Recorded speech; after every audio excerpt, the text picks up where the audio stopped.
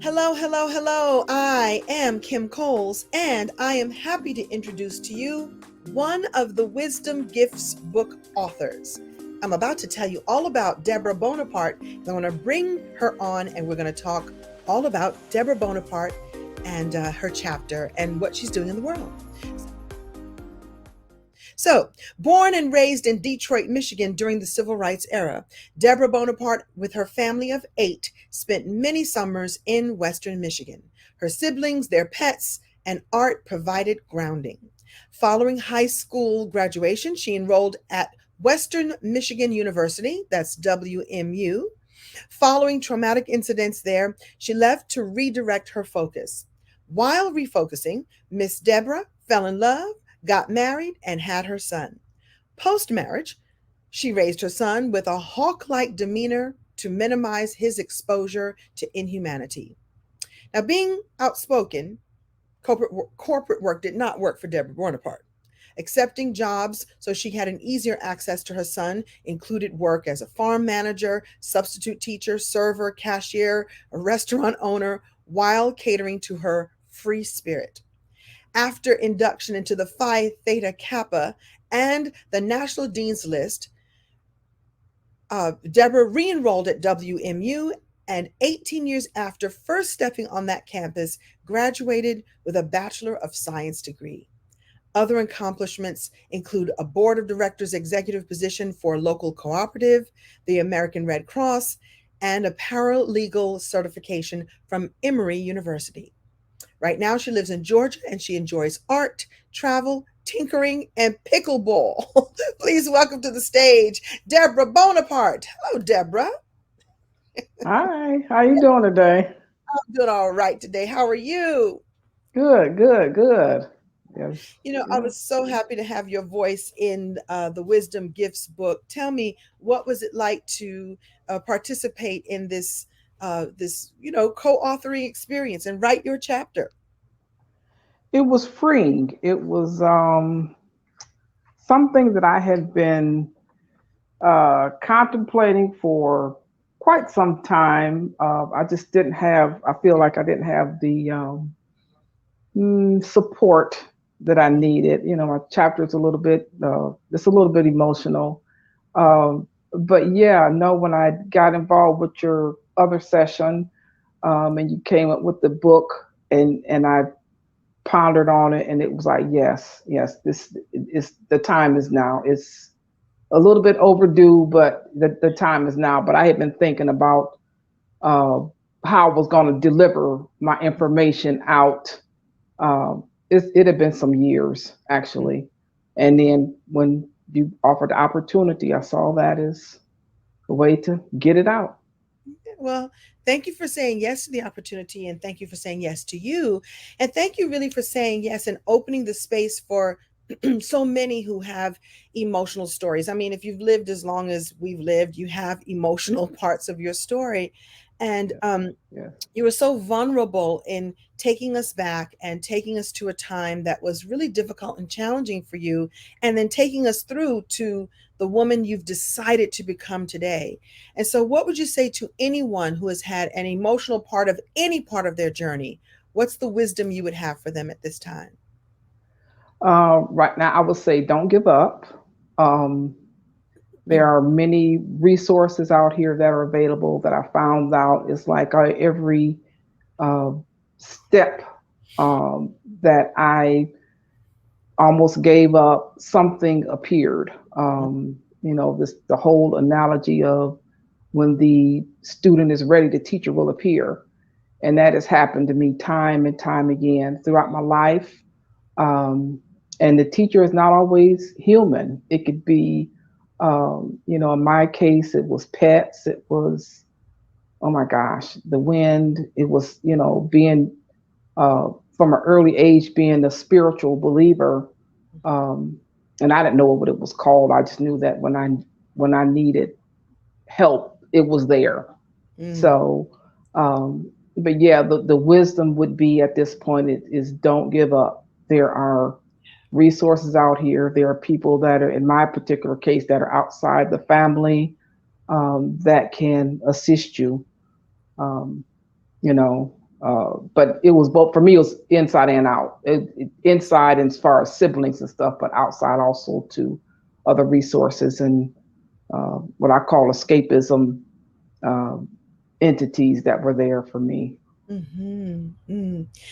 I love that. That may sound different for other people, but I love that. I love that, knowing that I am cared for no matter what, and that gives me uh, safety and grounding, and that there's more than one way to get the care that you need, and that it's always here for you. So thank you so much for saying that. And there'll be somebody who watches this and says, I've always felt that way, that there was something or someone or some way. And like you said, when you said the wind, that touched my whole soul, Deborah, because I do think that there are other ways to tap into knowing that you are protected.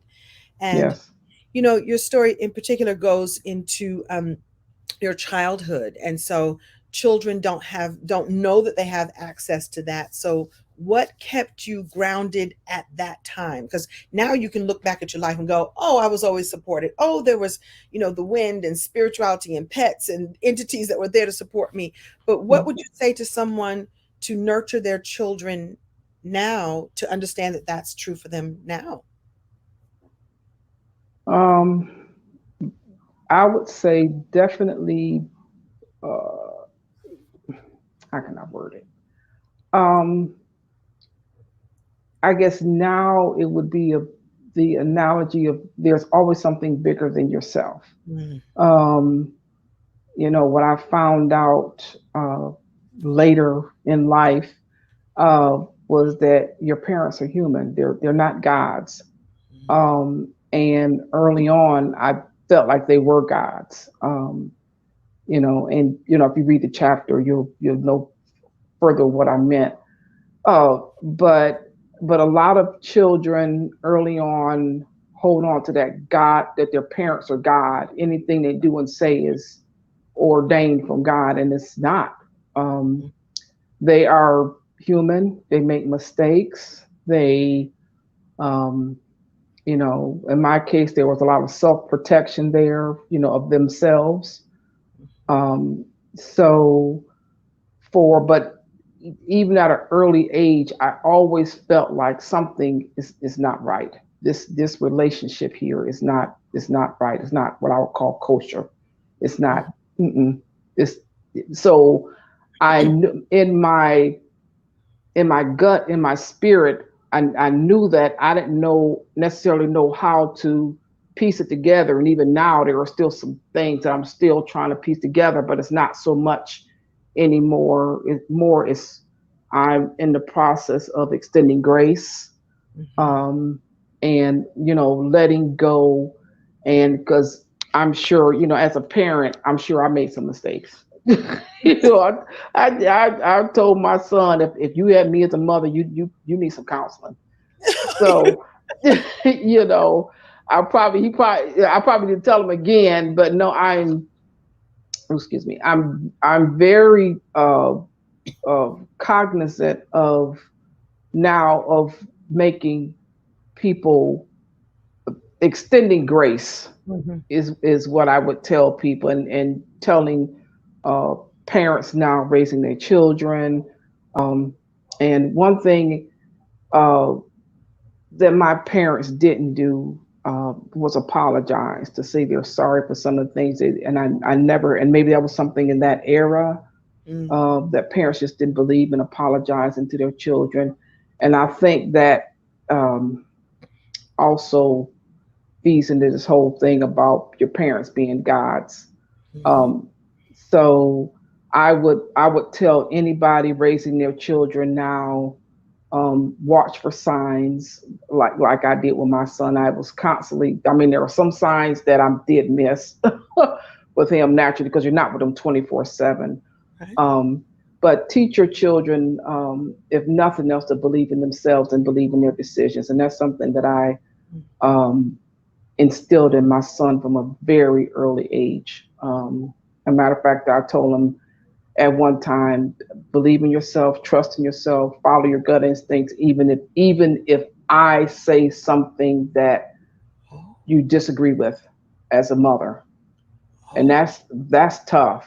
oh, that's huge. I got some blowback from my friends about that. They were like, "You told him what?" And it was like because I remember being that age, and it was like no, and even some of my siblings, they still our parents are passed away, and I still get uh, a feedback from they were gods, they were angels and stuff, and then I'm like, no, they did the best they could, but they were not angels. So, um, but yeah, no, but I instilled in my son to trust your decision, trust your gut instinct, but God, because I could be wrong about things, and I instilled that. I told him that at a very early age. He might have been 5 or 6, I think, the first time I told him that. That's a beautiful gift to give your kid, to give them the understanding that they have the responsibility to trust their instinct and trust their gut, and Hmm. to watch them as they grow, play with that and test that out, Hmm. and test that, Oh and yeah, to deal with the consequences of whatever that might be. It's not exactly. giving yourself grace too. You're giving him the grace to understand that as a little girl, you were trying to put boundaries in place for what you thought was all right. When you all read the chapter, you'll see what we mean. And you had that intuition and you had that knowing, and you were willing to trust yourself and trust your kid that you were going to give them that gift. And the reason why I'm resonating with this so much is that um, I have that version with my mother. My mother instilled trust in me in that way. Like, always tell me Okay. the truth, and I'm going to always tell you the truth. And there are parents sitting around, I can't tell them everything. I'm not saying she told me everything, but she Yes. had that circle of trust. And I think I turned out okay. And I might need some therapy, just like your son might need some therapy. But I might need some therapy. You might need some therapy. And therapy is good for everybody, don't you think? I do. I really do. I really do. Yeah. Yeah. That is. Counseling. Did you get counseling as you went along in this journey? Because you've come I to this place. It seems so grounded. Yeah. I got counseling when I was the first time I was, and um, it was in a roundabout way. I didn't know I was being counseled. Mm-hmm. I was 16, Mm-hmm. um, and I had a friend. Well, what I called a friend. And one day I went by her. Me and her had been friends for. We were in a group together. It was I want to say it was a religious group or something that we were in together. And I went by her house one day, and her mother was a therapist. And I remember her mother was, and maybe it was the way me and her were rough. Because see, I didn't have any boundaries. I didn't know. Um, I was toxic, honestly. Mm-hmm. And I remember her mother asking me questions, but I remember her saying, "Your home environment is not right." Mm-hmm. And when she said it, I didn't know what she was talking about. Honestly, I don't really remember what I said, but I'm sure it was my behavior and my wording towards her daughter. Um, Basically, she said that I couldn't come back. Oh, And I remember I said something to her daughter about it later, and her daughter was just like, my mom just says I can't hang around with you anymore, and I did not understand. mm, I didn't know what happened or whatever, but looking back, like I said, I'm sure I was toxic, and so that was the first time I had exposure to therapy. mhm. Um, and then when I went away a few years later, when I went away to college, I started I was having some challenges with my roommates. And I remember I went in to see um, they didn't call it mental health. They had another name for it back then. Mhm. But anyway, I went in to see her, and I remember her asking me questions, and I couldn't answer her. I didn't know. Um, and so you know, time and time again through different phases of my life, in and out of counseling. Um, it wasn't until my mother passed in 1989, and I remember because by then I was in church, and it was years after that I was in a choir. And honestly, Mother's Day, I would just fall apart every year. I mean, seriously, fall apart. And Mm-hmm. I had not pieced it together. And I remember one of the ladies in the choir said, "My mother has been passed away now for 3 years, and I don't respond like you." She said, "You need to figure out what was going on between you and your mother." And that was when it hit me that, okay, something else is going on here. Um, and that was, I remember that it was 6 years, because I remember she said it was 6 years since your mother been passed, and you are still behaving like this. She said, "No, something, you need to figure out what was going on between you and your mother." And then you went on that And quest to go and figure that out. yeah, Yeah. yeah. And I started delving into stuff. By then, I will say this, what we call saved by the Holy Spirit. By then, I was saved by the Holy Spirit, um, because the level of counseling that I went at that point, and I've been, like I said, I've been in and out of counseling for years, um, between the ages of 16 and it was probably like 35-ish or somewhere around there. Mm-hmm.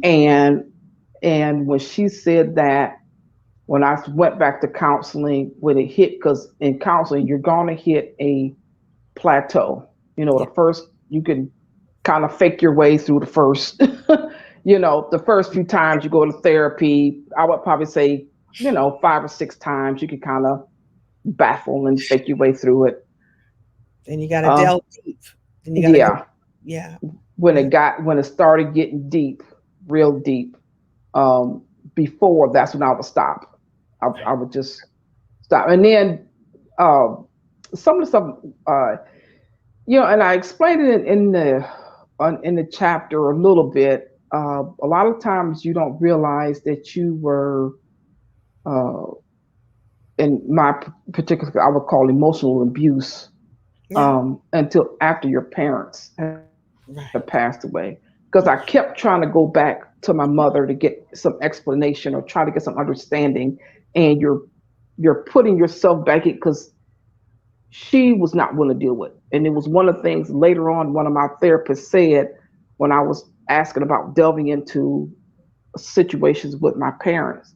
And I remember saying, when you go back to ask the questions, remember who's the one in therapy. Mm-hmm. Mm-hmm. I was the one in therapy, not them, because they never. Um, I don't. I'll put it like this: they eventually did, but at that time, they would not admit to being at fault in anything. Yeah, and And, I know that experience of being in therapy and expecting that the other people are gonna, meet you where you are and come and give you a big revelation about how they feel, but the therapy is mhm, for you. exactly, Yeah. exactly. Yeah. So then, when I started going back to therapy, by then I was, what I call my, foundation, because I had been depressed up Yeah. until I got saved from, I call it saved from with the Holy Spirit. Mm-hmm. And that level of depression, in me, and I think anybody who's been in a deep, deep depression, for me, it was like I was always sinking. It was like it was no foundation. I was like in an abyss, Yeah. Oh. a perpetual abyss all the time, from in my dreams, when I was awake. I mean, just all the time. And when I got saved by the Holy Spirit, that foundation, it was like it stopped. I'm so It glad. was very, my, um, uh, I think it's called an incantation with the Holy Spirit. It just leveled out. It was like the level of depression is going this far and it's going no further. I'm so grateful that you not only, I'm sorry that you went through that journey, but I'm grateful that you're willing to share it with us because I know there's more than one person listening for whom they could describe it, in their way, and it would be the same experience. I understand to the degree that I can because I've been depressed, and I understand that feeling of abyss and that feeling that you still have to keep going through and find your way to the light. And I'm so glad that you did. And I'm so glad that you're willing to be so vulnerable to share your story in this way. And the other piece I want to share with everyone, which is so beautiful about you, is that I don't know if you filtered all this into your art but I've seen your artwork. And what's so amazing about you, Deborah, is that you express your art in many different forms. It's not just painting. It's not just this. It's not just that. Like you are an artist and a free spirit at your in your to me in your soul level. And so I would ask you, have you channeled all of that work, all of that past, all of that therapy, all of that, awakening into your art? Because it sure looks to me like you have. I do. I do. I didn't realize that's what I was doing. I, different through school and different. I generally take art classes. From an early age, I would sign up for different art classes in Detroit with the Detroit Institute of Arts, and there was an African American art museum there that sometimes had classes. Yeah. And so I would, whatever format or um, mode of art that they were using, I would, uh, participate in that. And I found out that I just the whole thing of using my hands to be able to express an art form. I do. I'm available. I'm open to. I didn't really realize that it was. I was channeling it out to. I had a couple of clay pieces, Hmm. and that was more recent since I've been here in Atlanta in a class, and it was two art pieces. They were on 2 different days. I guess one day I made a thing, and it was kind of like a 3D type sculpture Yeah. thing, and I painted in this stuff. And the next time I went in, I remember um, after I painted it, and I really didn't notice it until after it went through the kiln and it dried out, and I was like, wow, one of these has all these light, bright colors, and the other one is so dark and gray and browns, and it was like, hmm. And I really hadn't noticed that what I was doing. And but then I thought back over the years, different responses from different people about my art. Um, it was I remember, different people say, man, that art piece looks kind of dark. I mean, like, mm. And then other people be like, wow, it's vibrant. And so I, Well, and we're all a mix of so many different things, and I love that you're able to channel all of that into your art in that way. That's mhm, 'cause we're varied people, and that you're all of that seems to come out in the work that you do. So thank you yeah, for doing that, and thank you for inspiring others. I'm sure somebody will see this interview and be inspired to also channel the light, the dark, and the in between into the art, oh and do yeah, the work from the inside out, because I can see that you've done mhm, that. So thank you for inspiring others. yeah, yeah. Right now, I'm working on exposing my shadows. So there's something about shadows. It's like, okay, I need to get myself a little bit more grounded Yeah, before I delve into that. But right. yeah, yeah. I But I'm think I'm people are ready. afraid of I think folks are afraid of the shadow work, but I think that's Hmm. where the light, you got to have the shadows so that you can um, expose where the light really is. And so, Yeah, yeah. I'm so, I love that you're like, I'm going in, I'm going in, I am. A lot of keep trying to squelch the shadow, trying not to, it's like you're the whole concept of keeping it hidden. yeah, So, hiding it from myself, but I could feel it coming out over the years, just in different emotions and stuff like that.